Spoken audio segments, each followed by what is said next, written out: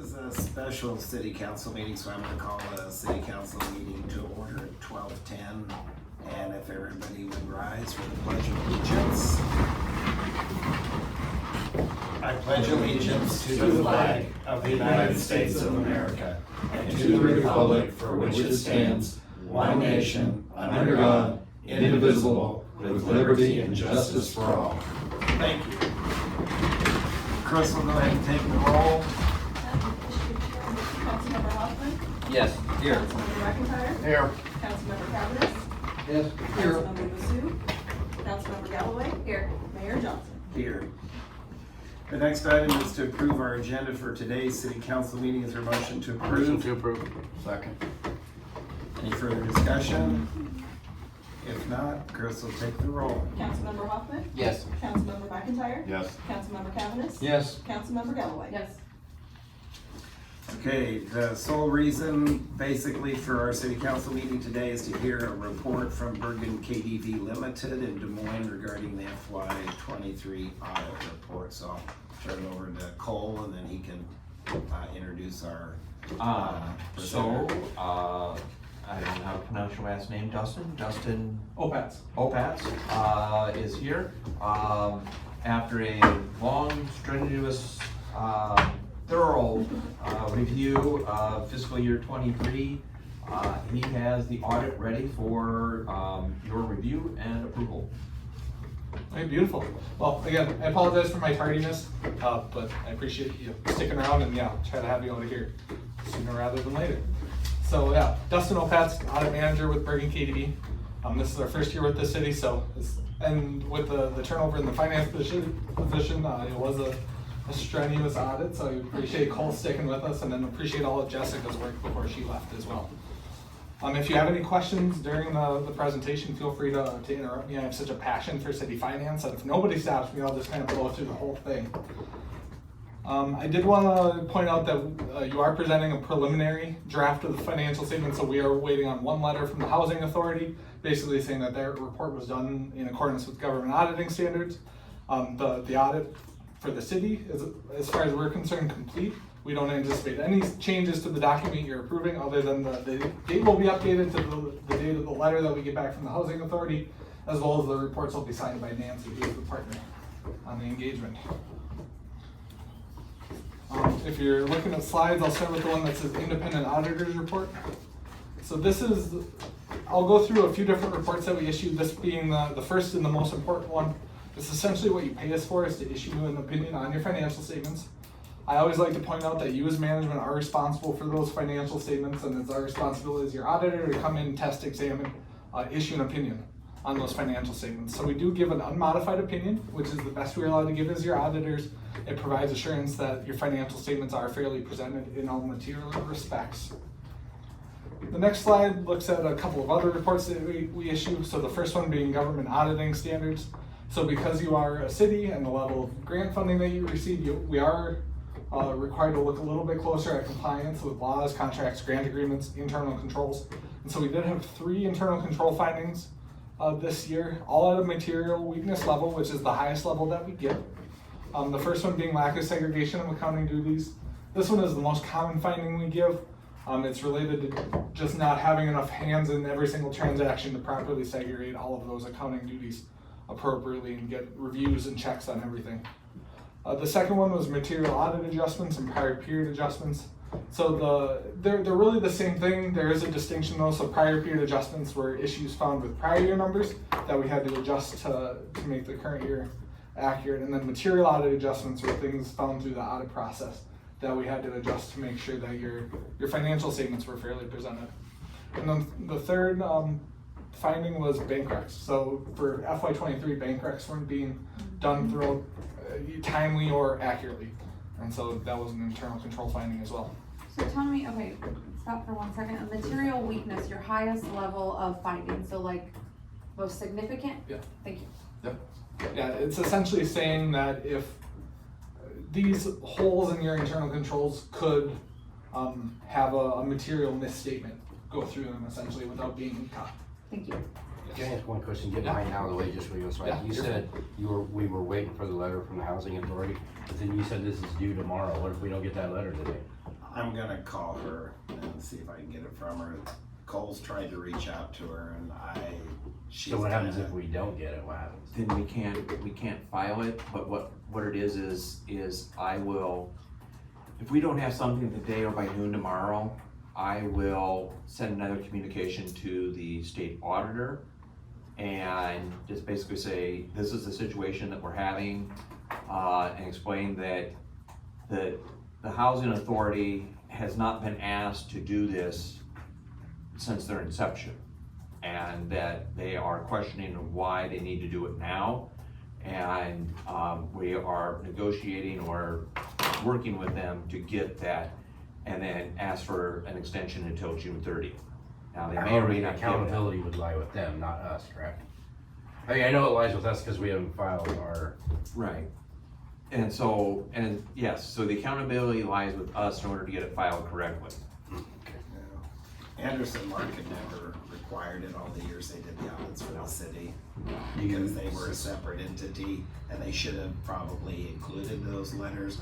So now she's wondering why all of a sudden the city's wanting this letter. She somehow thinks we're trying to take over her organization. And I assured her that's not what we're trying to do. We just need. So we might be trouble getting that letter?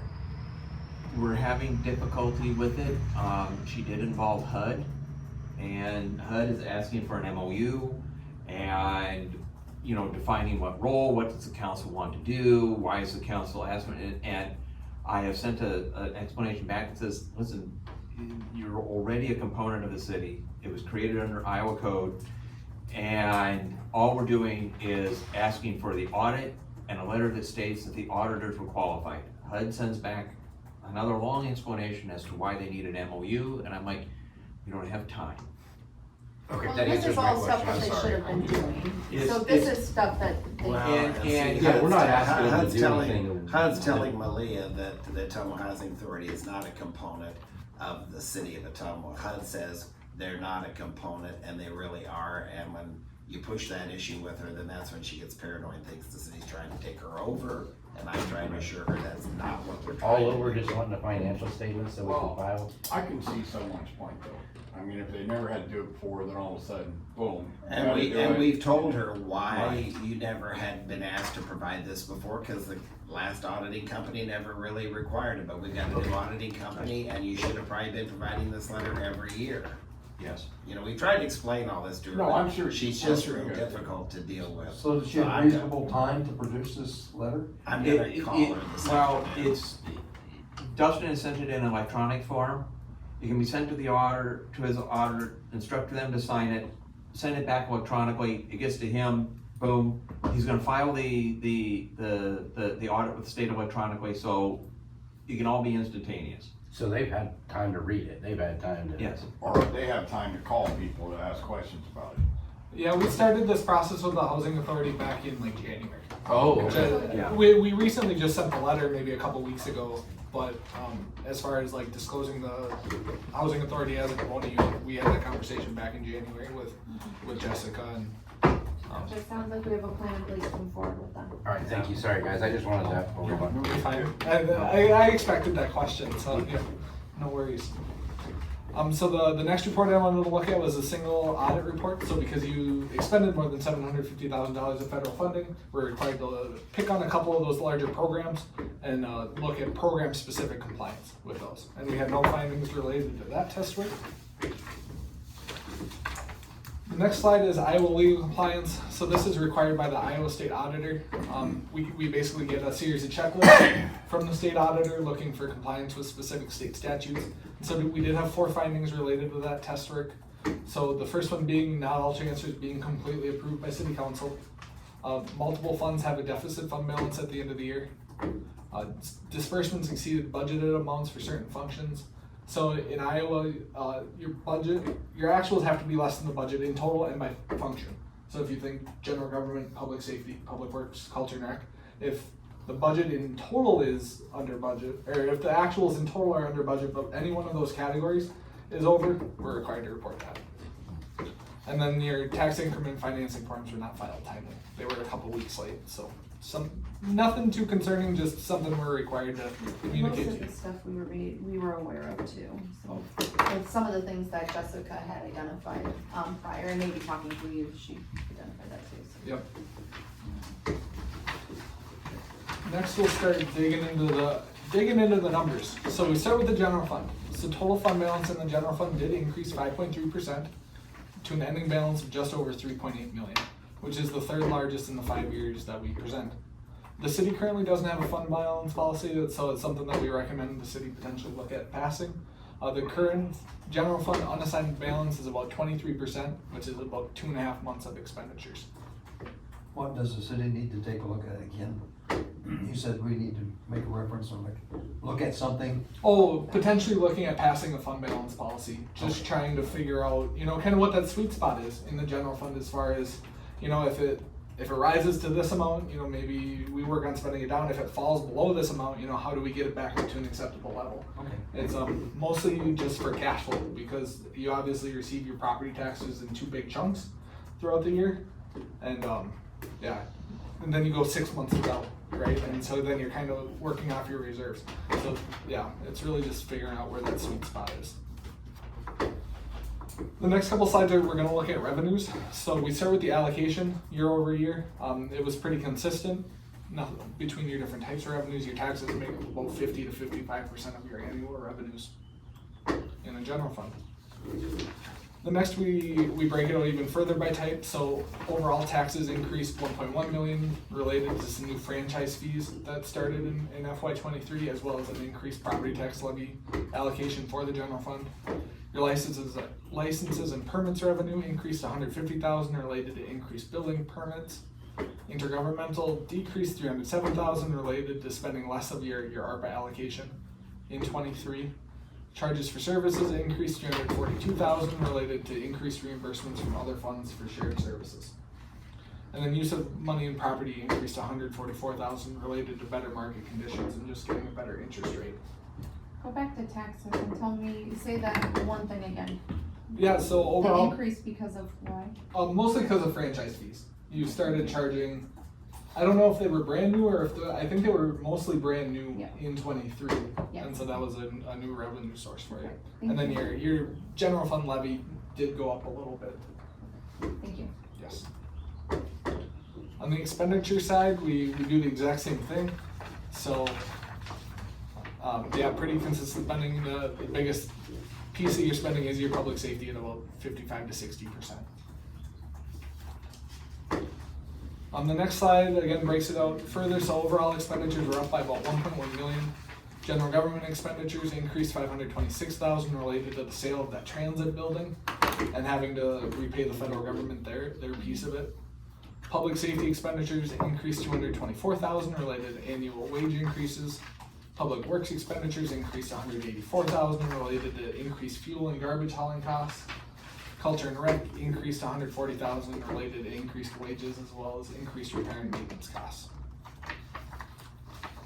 The next few slides look at your enterprise funds. So enterprise funds are different than governmental funds in a few different ways. Mainly, the point of an enterprise fund is it's supposed to be self-sufficient, right? The amount you're charging your customers theoretically should be able to support your operations. And so we give you a few different numbers there. So the brownish bar is your income loss, and that's with everything included, including depreciation. And then the dark teal, if you will, is the income without depreciation. So the reason we give you both is depreciation is a non-cash expense, right? It's not something you're ever gonna write a check for, but it is indicative if you are covering depreciation for a number of years, theoretically, when those sewer lines or whatever infrastructure needs to be replaced, if you've been covering depreciation all these years, hopefully you will have to borrow less because theoretically that money would be in the bank, right? So this year revenues did exceed expenses, including depreciation, for the first time in the 5 years presented. Revenues were up about 1.1 million related to increased rates and increased usage, and then expenses decreased related to having negative pension expense related to your IPERs, as well as OPEB expense, and then fewer repairs and maintenance. On the solid waste fund, this fund has been able to generate income including depreciation just 1 out of the 5 years. So from 2022 to 2023, operating revenues decreased about 161,000 related to decreased recycling revenue. Operating expenses increased 96,000 related to increased post-closure costs with your landfill and increased repair and maintenance. If you look at that fund in the financial statements, it does have a fairly significant negative net position, almost entirely driven by that post-closure costs, which is an estimate how much it's gonna cost you to close that landfill, when the time comes. And is that done incrementally, like, as an example, if they open an acre, they've gotta put the money in escrow to close it?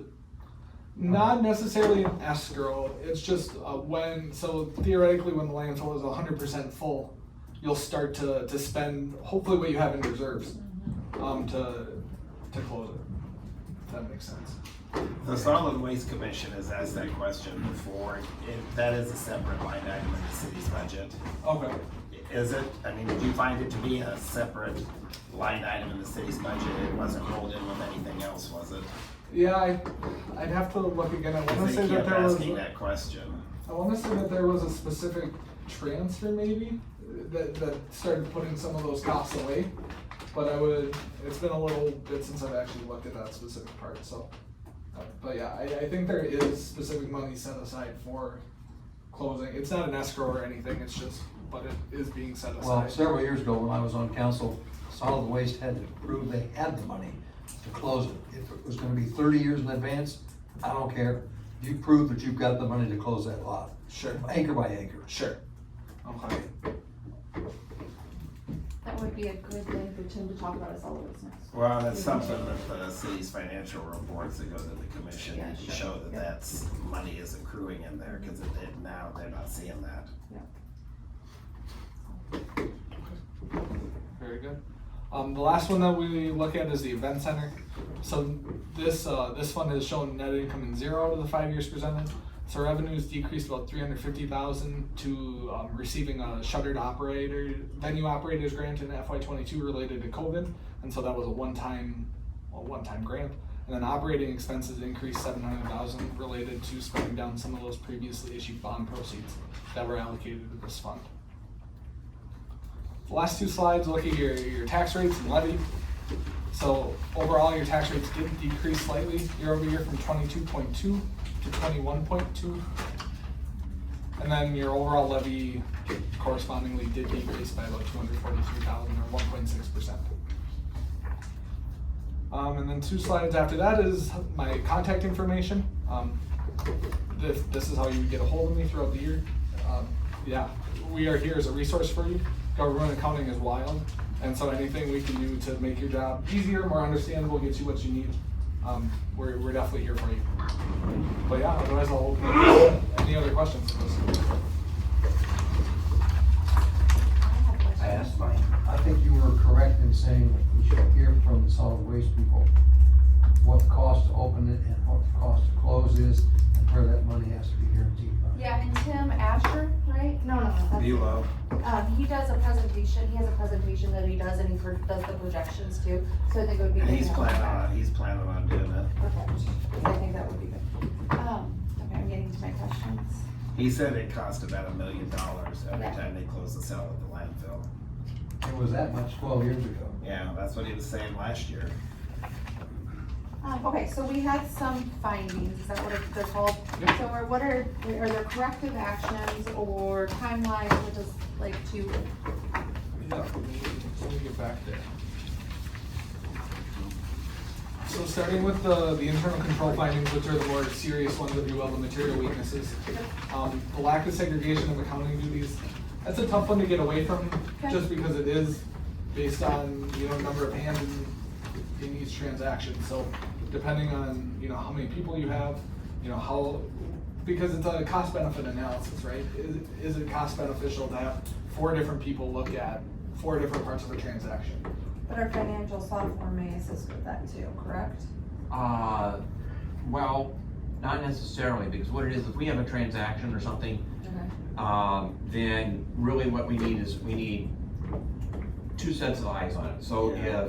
if, accounts payable is preparing a journal entry or is preparing the bills for, processing, right? We have, either myself or Lauren will look at them and cross-check them. Can't have the So we same put a second person set of doing it. eyes, Yeah. right? Yeah, Now, in a perfect world, what it is that would go to a third person as well, okay. right? We can't do that. I mean, if you wanna put 4 more people into finance, then we can get rid of segregation of duties. Okay. And and quite honestly,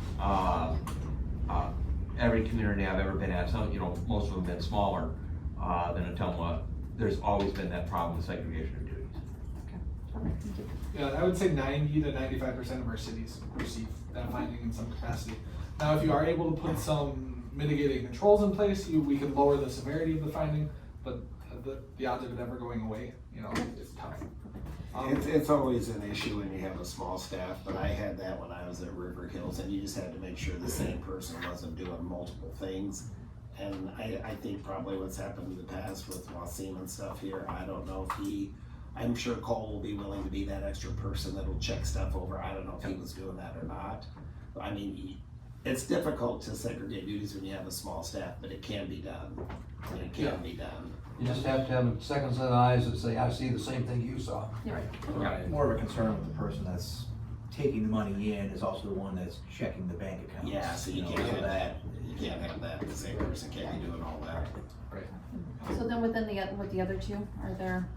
Yeah, and theoretically, hopefully, you'll never see those again, right? So material audit adjustments and prior period adjustments, essentially when we get the financial information from the city and we are performing our audit, if we find issues with it, then that's what generates those findings. So if we don't find any issues, the finding will go away. And then same thing with the bank rec. My understanding is they've been caught up and are current.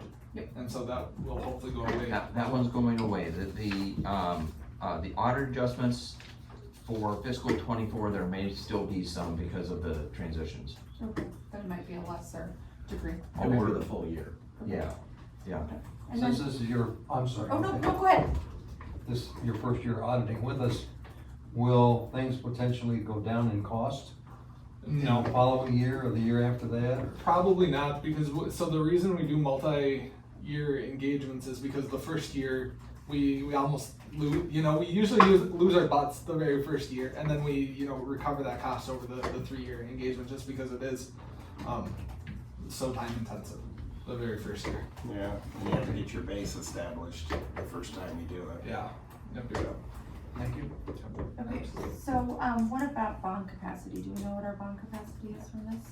Not right offhand. Okay. I would have to look at that, and then, I can get that out to everybody on what the bonding capacity is. One thing that Jessica had told the council a couple of months ago was, she said the city did have enough bonding capacity to approve all those projects for FY25 if the council decided to approve all of them. I remember she did say that.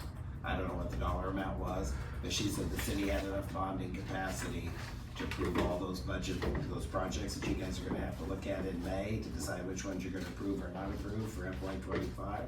I remember she said that, but I don't know if she ever gave a dollar amount. As I say, to answer your question, I thought in one of the documents or reports that was forwarded over, it talked that it was about 50%, or right around 50% Okay, maybe I just of the missed it. capacity. And I think some of that is, we had increased, assessed valuations and we had paid some of that off, so. Yeah, and one of your statistical tables way in the back, I think one of them specifically is looking at your legal debt margin. Yeah, it would be in the super thick document, probably one of the last 20 or 30 pages. Perfect, okay.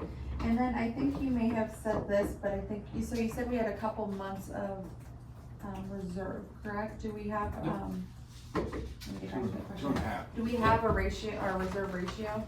Is that the, No, that's what he wanted us to establish, okay. was that. That's what I thought, but I yes. just wanted to double check that I Yes, understood that right. the fund balance policy, fund Okay, balance policy. perfect. Yeah. So that 2.5 months would basically be what you're talking about, but we don't have it formalized in policy that. Perfect. Okay. I only have 3. So I assume your findings on compliance, Cole's gonna make sure that stuff's in place, that won't be an issue in the future. So not all transfers were approved. You have for May 7th, you have the third quarter transfers on the agenda, so yes. We are working on the deficit balances. I believe that the budget does take care of a few of those. Disbursements exceed budget amounts, that's why we have a budget amendment. And the tax increment financing forms, the Department of Management sends out a reminder way early, and those will be done within 3 days after I get them, because I did forget once before, and I am never going to forget again. That's a little painful to forget it. Yes, it is. Well, and that one, I think part of it was waiting on getting things cleaned up, so we had the actual numbers, because that's a look back at the prior year. And so we need to have the closeout numbers, so that's why this year was a little bit, but I think we didn't get penalized for it or anything. No. Yeah, and just to touch, so yeah, the finding actually relates to like 2 years ago when you filed them, because it is on the look back. So like we'll be looking at the tax increment stuff filed in December of 2023 for the FY24 audit, and I believe those were filed timely. So I'm hoping, I'll have to double check, but I'm pretty sure that one will hopefully go away.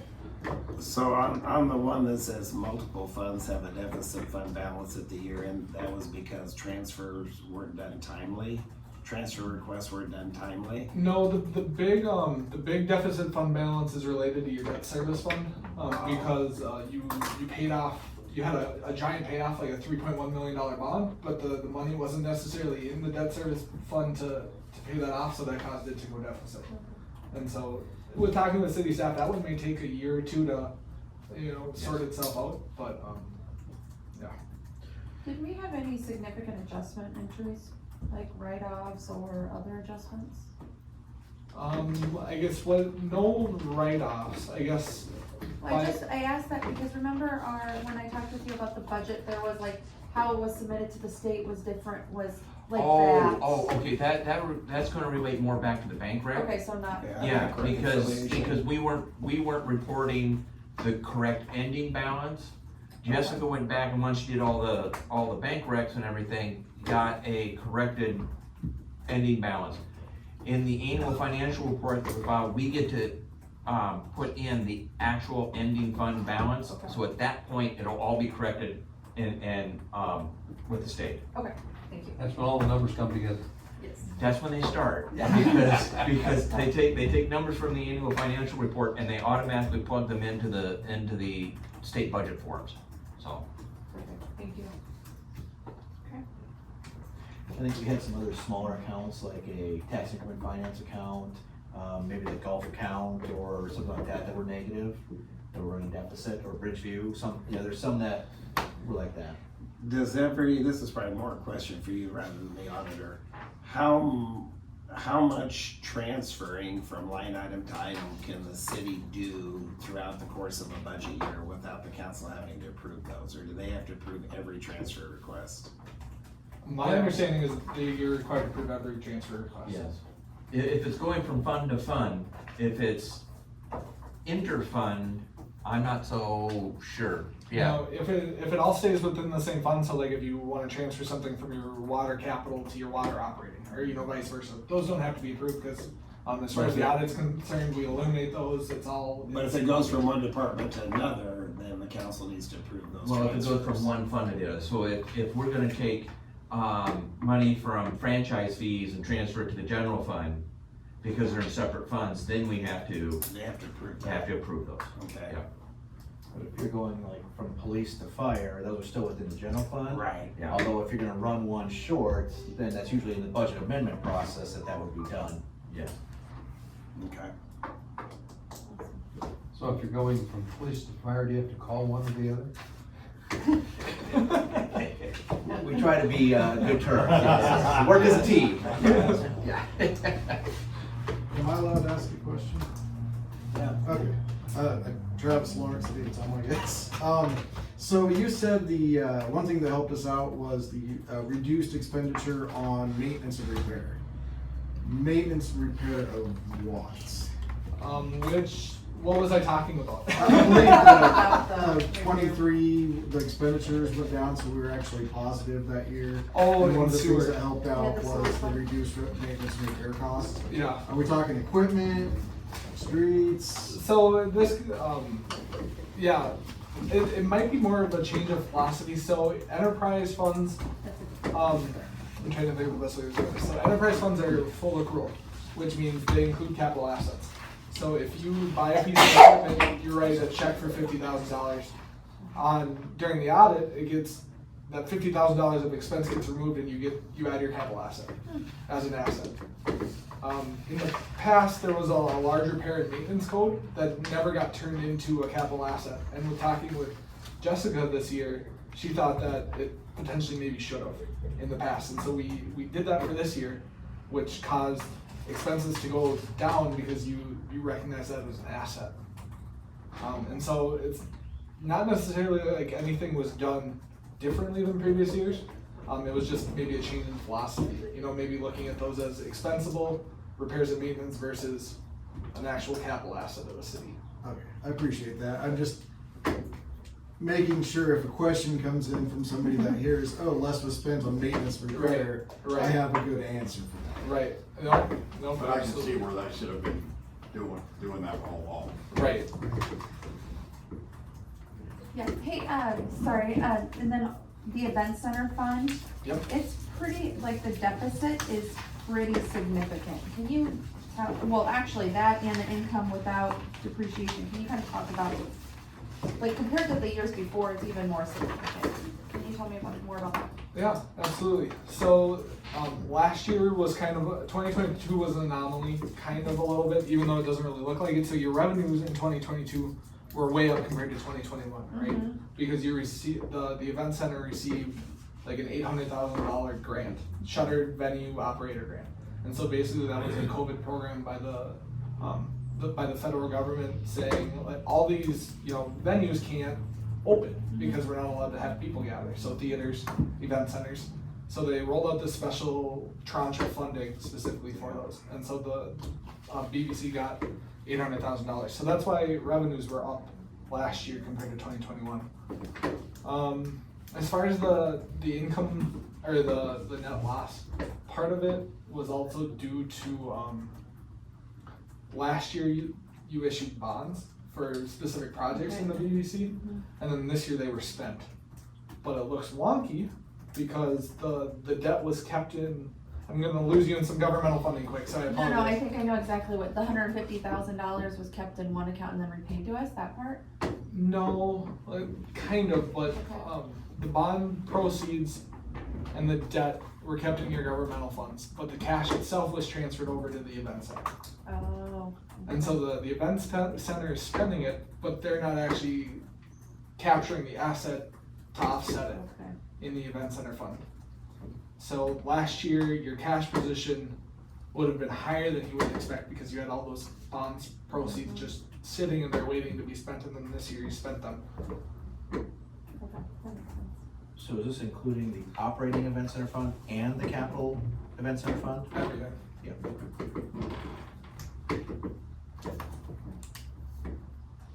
And that's probably never gonna change. Retreat's probably gonna continue to lose money every year. Most event centers, that's just the way it works. We approved something that we were gonna do for the event center, replace a driveway and, We haven't yet, that's in the capital bond. Yeah, but we did approve it. no. Not yet. We haven't approved the That's bonds. one of the Came things. up for discussion. Yeah, yeah. May 7th, we're gonna have further discussion on that so that we can finalize those capital projects and be able to determine what we're going to bond for. Okay. Yeah, it came up in that discussion and we said we didn't kick it off the table yet, so. There were a couple of things that we talked about, a fire truck, the software, a couple of things out of that whole list of all those projects. The rest of the projects need to be identified. We're gonna continue and fund those or not fund those this time around. And it's definitely on the 7th. And there's a lot of new requests too, because the cemetery's got their request in for that new building and stuff. But that was part of the That was original part of it. discussion. That was part of it. Yeah. Okay. I have no more questions. Well, doggone. I know. Does council have any other questions? One more than I thought. Mayor, I do have one more thing. I do want to mention that, Lauren McIntyre in the last 2-3 weeks stepped into the accounting position. And I'll tell you, she was invaluable, and all the things that she was able to answer for Dustin and find and do some of the corrections. We wouldn't be at this point if it wasn't for her. Awesome. Good to hear.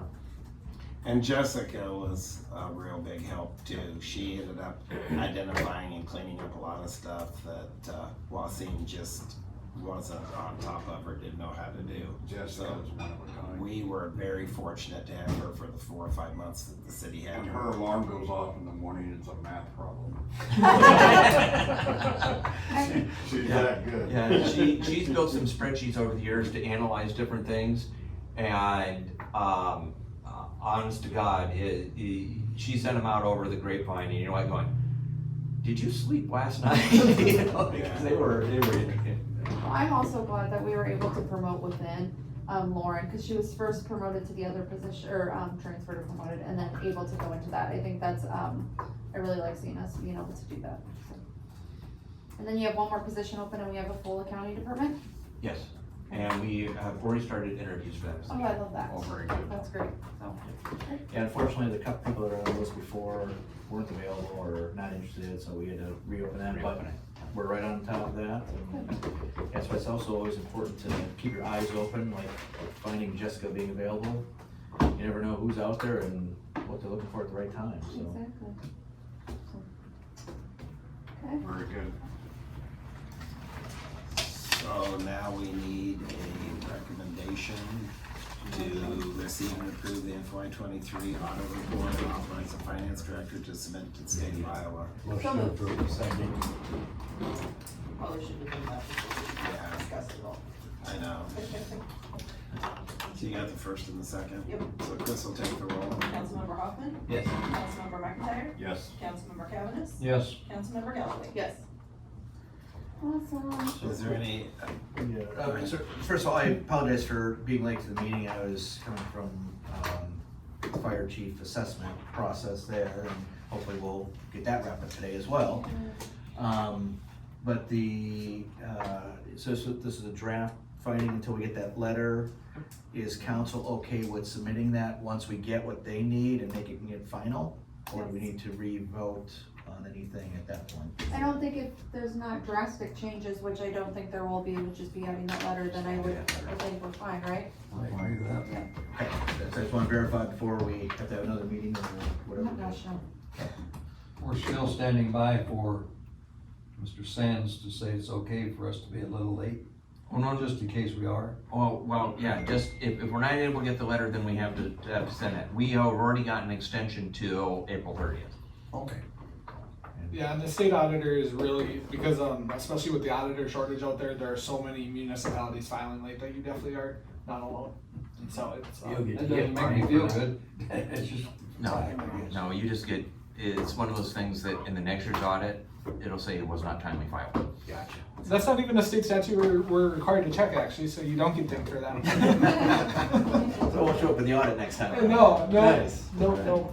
and I guess I just want to take an opportunity to thank Cole and his entire finance staff, because he came in on this on the tail end, and he's really done a wonderful job of picking up and continuing what Jessica had got started.